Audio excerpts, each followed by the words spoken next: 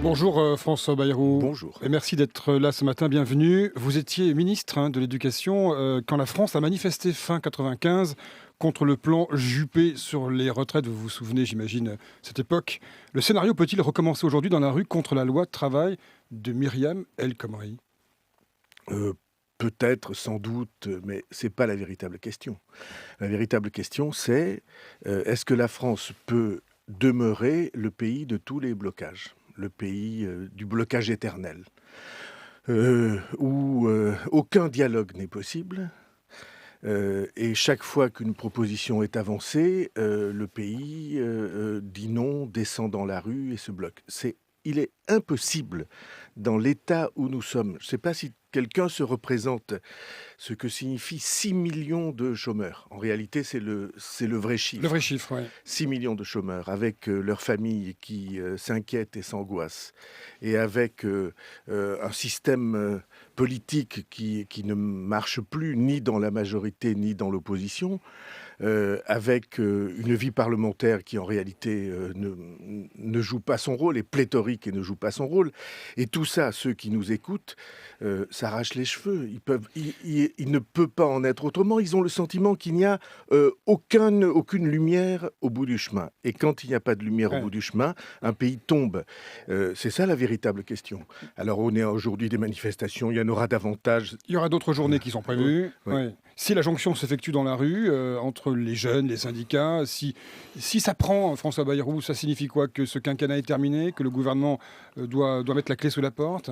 Heu, Vous savez que mon jugement est sévère sur le quinquennat depuis, déjà de longs Ouais. mois, pour ne pas dire années.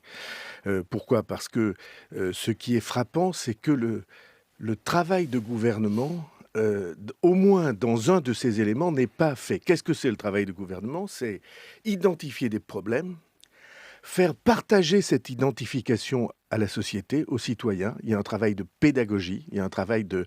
De d'explication. communication Et aussi? ce qui me Ouais. frappe, par exemple, sur cette loi, c'est que le travail d'explication n'a pas été fait.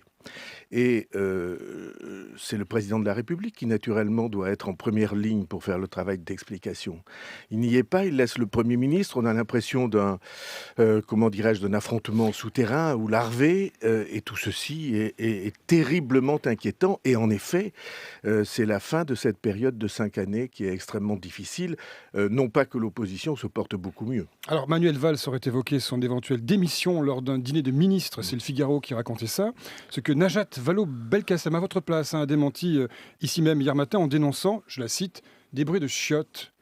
Alors, il y a l'expression Elle vous a choqué? du ministre de l'Éducation nationale. Non, je suis pas facilement choquable, mais vous voyez bien qu'un ministre de l'Éducation nationale, ça a une petite responsabilité dans son expression, ou une grande responsabilité, parce qu'il y a une exemplarité de cette fonction, que j'ai, pour ma part, beaucoup aimée. Ça, c'est la première chose. La deuxième chose, j'ai bien écouté, elle n'a pas démenti madame Vallaud-Belkacem. Elle a dit: On ne devrait pas répéter ce genre de choses».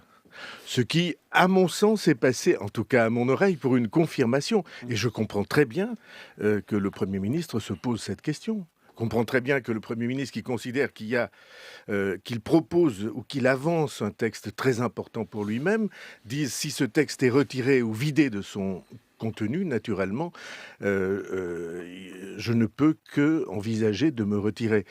C'est à peu près ce que j'ai retenu, de ce vrai faux démenti. Alors vous évoquez le marasme de la vie politique nationale, vous avez vu ça? Et de 10, hein, Nathalie Kosciusko-Morizet est entrée hier soir officiellement en campagne pour la primaire, cette fois-ci à droite. On parle même de Michel Alliot-Marie. Bon, Nicolas Sarkozy l'est sans lettres. On serait à 11, à 12. Qu'est-ce qui se passe dans la famille politique de l'opposition? Si le ridicule tuait, il y aurait beaucoup de gens en danger. Parce que la multiplication des candidatures diverses et variées, heu qui, pour un grand nombre d'entre elles, n'ont pas la crédibilité de la fonction présidentielle. Parce que, au bout de ce chemin, qu'est-ce qu'il y a?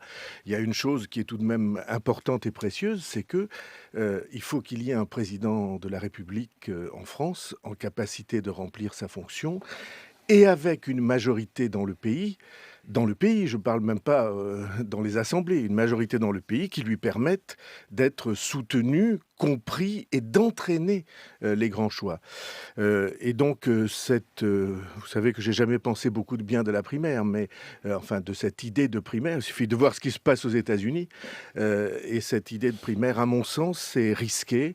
Elle pousse à la surenchère et elle pousse à la multiplication des candidatures qui, comme des champignons après la pluie, poussent, explosent et ne dureront pas très longtemps. Mais ça n'ajoute pas à la crédibilité de la politique. Avec François Bayrou candidat, si Alain Juppé n'y va pas, vous l'avez déjà dit, pas vraiment en fait, Ben, hein? écoutez, Vous nous l'avez serons susurré. ensemble. Vous voyez bien la situation. On va pas se retrouver dans la même configuration qu'au deuxième tour de 2012. Il faudrait, dans ce cas-là, alors que je souhaite que Alain Juppé puisse offrir une nouvelle manière de gouverner en France, mais il faudrait évidemment, dans ce cas-là, de nouveaux choix pour le pays. Mais je veux vous dire ceci. Je me tiens à des milliers de kilomètres de ces histoires de primaires, d'affrontements dans un Et bocal prudent. Ouais. qui, je vous l'ai dit, déconsidèrent un peu la politique comme, en tout cas, j'y crois. Merci beaucoup François Bayrou en direct avec nous.